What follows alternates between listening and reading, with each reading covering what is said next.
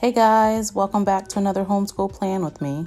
This time we're planning for January 14th through January 20th of 2019 in my Erin Condren Life Planner that I use as a homeschool planner.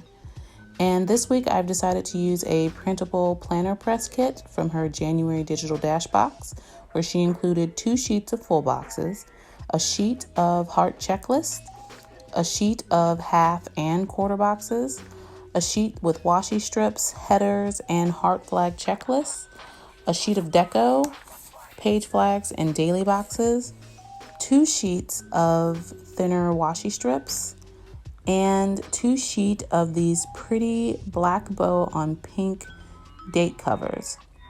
And now that I've shown you what kit I'm going to use, I think I'm going to start off doing my sidebar.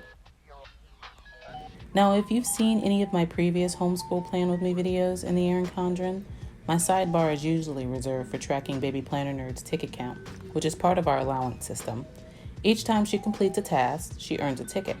Each ticket is worth 10 cents, where she can turn them in exchange for its monetary value, or she can use it in our reward store, which is really one of those shoe organizers that's on the back of my door that has treats inside that I don't usually buy.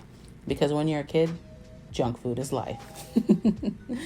And usually below that, I write in my week in review, where I note the week's wins, our losses, and ways that we can improve for next week. I have this weekly review process because both learning something new and teaching can be hard. And both the teacher and the student can be hard on themselves with sometimes seemingly wild expectations, and comparing your progress with someone else's progress. And for the parents that are teaching their children, you tack on parental guilt and those ever-present questions of, am I doing enough? Am I failing my kid? Those things can eat at your confidence. So I feel that having a weekly review takes the emotion out and helps me focus on what went good that week, what didn't go so good that week, and what can I do to make sure it goes great the next week. And if I try a new method or technique and it didn't work, I have the space in my planner to note that and think of something different to try next week. And maybe I will have an aha moment and see something that worked for one subject and want to try it on a different subject or a different child even. Having these things documented helps me teach my child successfully and helps make the homeschooling process go smoother.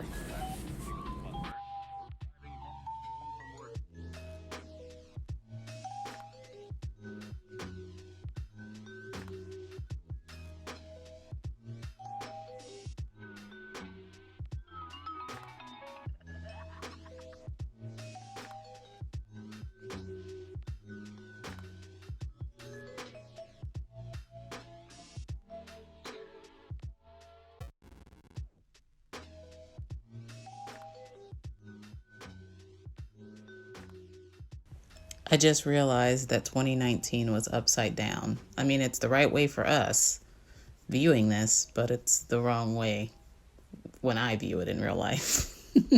Planner fail.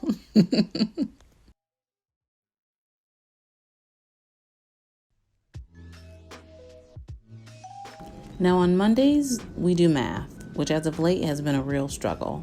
Baby Planner Nerd is not a fan of multiple digit multiplication.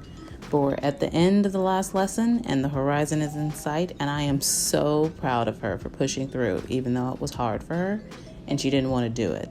There were arguments, negotiation, bribing, and several different teaching techniques were used and a whole lot of patience, but we're finally here. Tuesdays are for writing, and for writing we use IEW Student Writing Intensive A, and we're limping through Lesson 4. Not because she doesn't understand it, but because she would much rather do her stop motion animation with her Legos, which in and of itself has a creative writing component to it. So I'm not stressing about her getting her writing in, but I want her to learn the basic structure because she has college goals, and college papers need structure. Wednesdays are usually reserved for grammar, but since Student Writing Intensive A is, intense, I've broken it up over 2 days this week to do the steps in more bite-sized pieces and review the lesson video if necessary.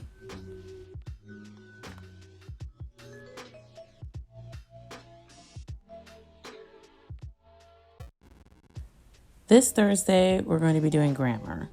Now for grammar, we use IEW's Fix It. Now this, she breezes through. This, she totally gets. This is the one subject I don't have to worry about. And I attribute that to the curriculum I hodgepodge together for 3rd grade. And I'll link my last year's curriculum review in the cards if you're interested in what I use. The only thing that really shuts her down is the vocabulary, finding it in the dictionary. But that's mostly because I need to update our dictionary because the children's dictionaries that we have usually don't have all the words that we are looking for her assignments.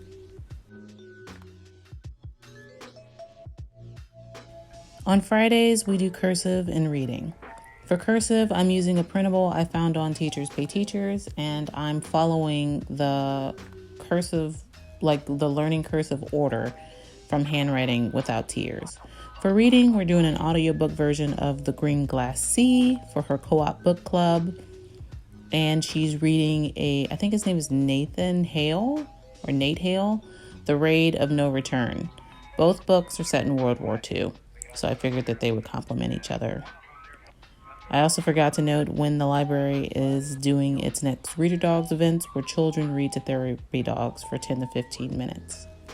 And here is our school week. Isn't it nice?